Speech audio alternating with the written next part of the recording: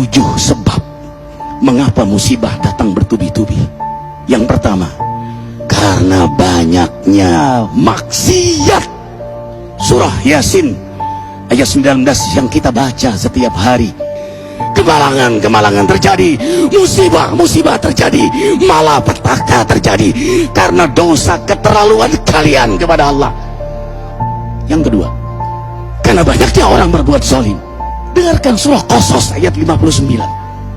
Kami tidak akan menghancurkan satu daerah kecuali para penduduknya banyak berbuat zalim.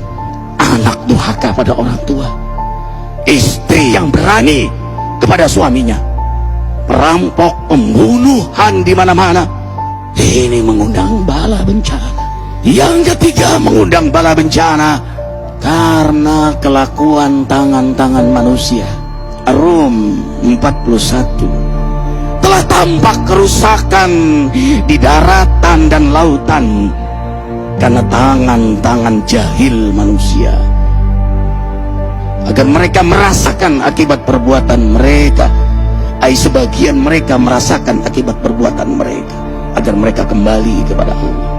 Yang keempat, bencana terjadi karena para tokoh melakukan kemaksiatan dan kezaliman.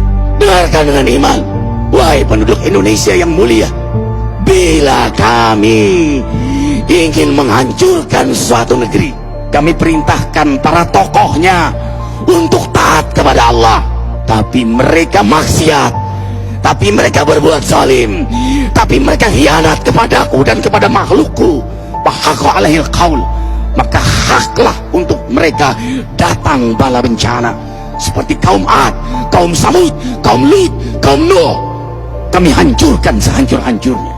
Siapa tokoh itu?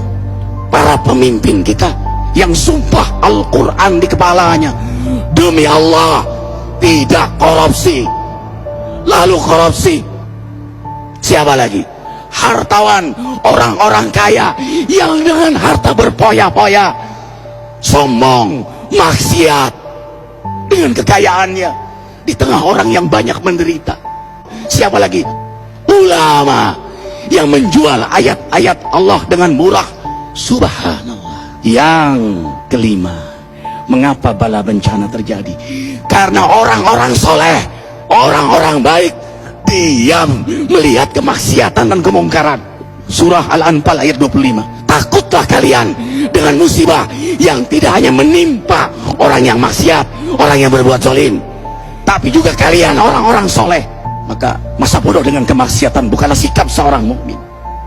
Amar ma'ruf nahi mungkar adalah amal cerdas. Yang keenam, justru karena rahmat Allah, karena peringatan yang Allah hadirkan agar hadir mahkamah kesadaran kita.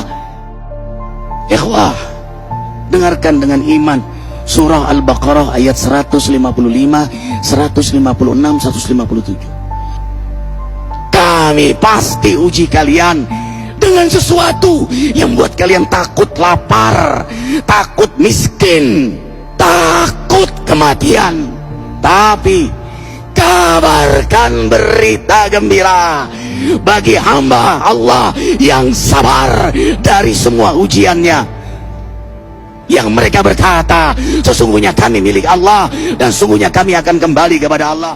Yang terakhir, yang ketujuh, ada yang nanya, bagaimana yang maksiat yang selamat? Tenang-tenang saja. Yang berbuat zalim malah sukses. Di mana keadilannya? Allah Maha Adil. Dengarkan surah Hud ayat 15-16.